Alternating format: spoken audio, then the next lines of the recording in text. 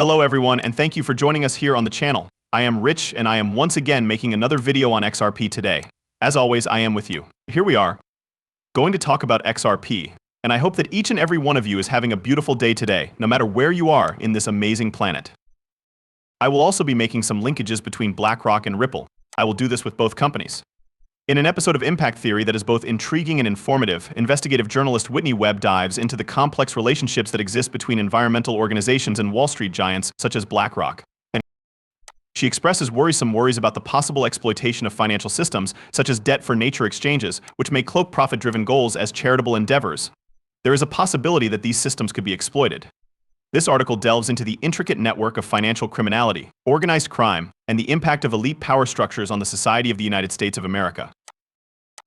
Therefore, she begins by discussing the part that BlackRock played in the economic crisis. In addition, she is completely correct in this regard because we observe it each and every time. In the event that there is a crisis in the United States, they immediately rely on BlackRock or they get their support from, regarding Warren Buffett or another individual. Does that ever occur to you to take notice of? In addition, I believe that it is due to the fact that they have connections to the upper class. Whitney Webb emphasizes that a substantial debt crisis will be faced by the United States government, regardless of who is elected as the next president of the United States.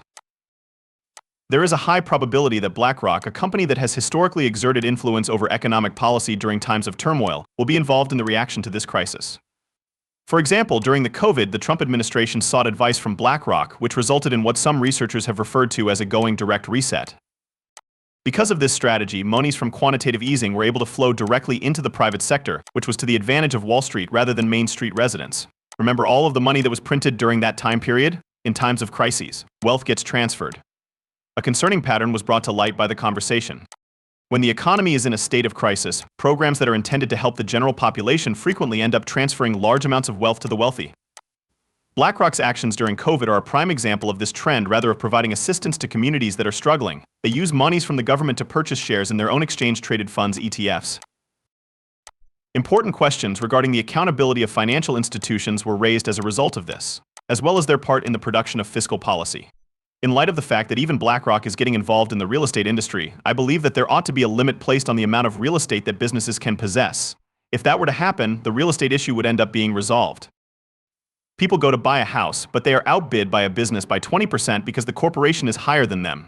At the same time, these firms will allow these homes to remain vacant. Long stretches of time pass without them showing any concern at all. Nevertheless, at the same time, these individuals are required to venture out and look for a different residence. There is no logic behind it. A threat posed by money that can be programmed. The possible rise of programmable money, such as CBDC and stablecoins, is something that Webb is making a warning about.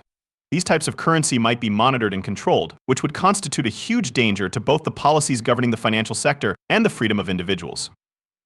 During the course of the debate, the importance of being vigilant and aware of the repercussions of these events is emphasized. Additionally, BlackRock is working to expand CBDC's market share. The economic policy of political parties and Wall Street insiders, both of which are major parties, has become increasingly dependent on Wall Street insiders as a source of guidance.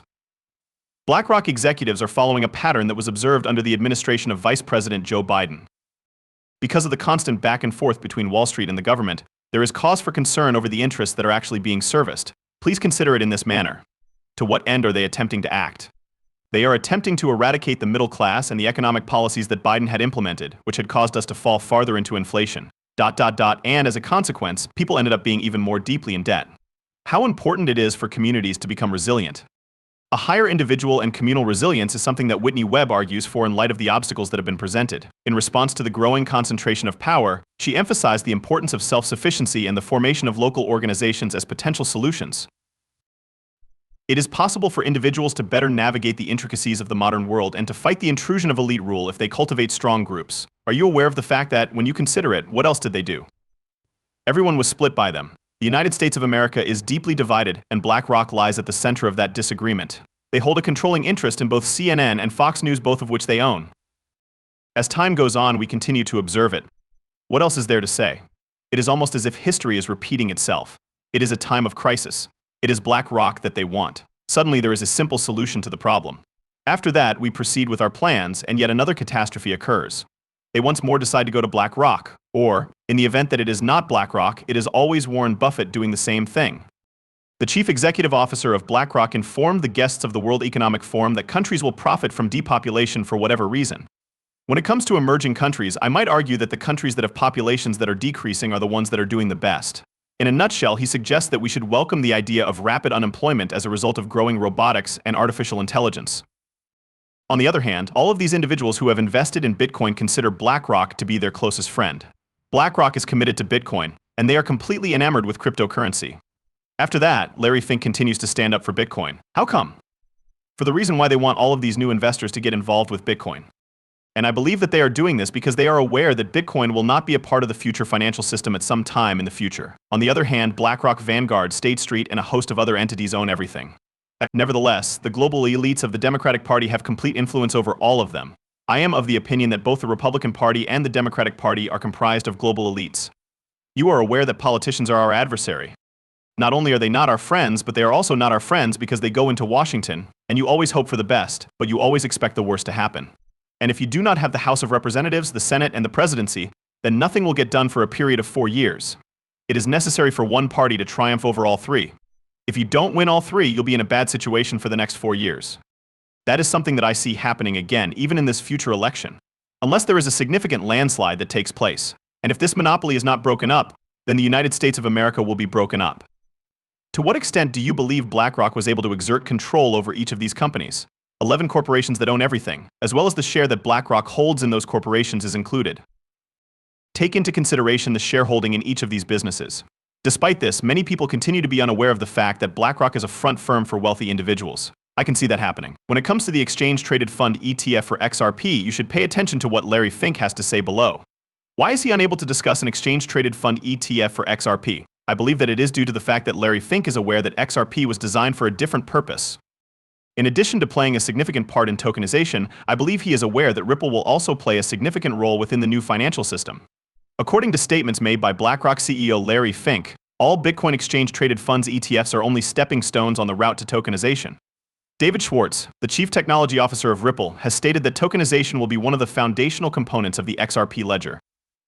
He also forecasts that the market for XRP will eventually grow to be worth $1 trillion. Put your ears to it. The XRP ledger is going to be a really wonderful platform for real-world asset tokenization initiatives to launch on, which is something that I am expecting will happen as the number of projects that tokenize assets in the real world grows. Particularly due to the cheap fees and the integration with the DEX, as well as the proximity to the flow of funds, this is a particularly advantageous option. Having the power to, if someone is going to buy, what would you like to do with a tokenized asset that represents the actual world? You are interested in purchasing it, selling it, keeping it, and transferring it. You are also interested in holding it. Additionally, if you want to acquire it and sell it, you want to be able to do so with any asset that is simple for you to use. You don't want to bind. If you tokenize some kind of debt, for example, you don't want to tie it to US dollars because that would restrict access to it to individuals who are in some kind of proximity to US dollars. In close proximity to a wide variety of assets, and the exchange is included into the system without any glitches. In light of this, I believe that the XRP ledger is going to be an excellent location for the launch of tokenized real-world assets. This is just one of the many reasons why this is going to be the case. During the next year and a half, I believe that we will be able to observe that. He also mentioned that we would see it within the next year or year and a half, so pay attention to that. To add insult to injury, that was in January of this year. He is projecting that this will take place in the year 2025. I also believe that BlackRock is already making preparations to add a significant number of assets from the real world to the XRP ledger. The information that BlackRock just gave is really serious. The actual game changer is in this transition, assuming you are familiar with tokenization and distributed ledger technology DLT. The tokenization of several asset classes is discussed here. You now have Larry Fink, the Chief Executive Officer of BlackRock. They are responsible for managing assets worth $10 trillion. To put it simply, he is one of the most prominent supporters for cryptocurrency in general. He has made some pretty significant comments that, I believe truly speak to it. His comments are really compelling. And in the past, he was a pessimist and a highly skeptical person. In addition, I believe that as he gained knowledge, he thought to himself, oh wait, these technologies really can be used for legitimate purposes. On the other hand, who do you believe Larry Fink obtained the information from? Are you of the opinion that Ripple and BlackRock are more closely connected than we are currently aware of? Because it is imperative that you do not forget that Brad Garlinghouse, Larry Fink, and Brad Garlinghouse are all connected to the International Economic Forum. In all practical respects, their agendas are identical. Brad's goal is to make XRP the leading reserve currency in the world. Currently, Larry Fink is advocating for a single global currency. Therefore, I do not believe that they are too far off from one another. And even in this specific instance, he asserts that it will not be sufficient regardless of how much we tax, how much we cut, or how much we reduce that debt. The construction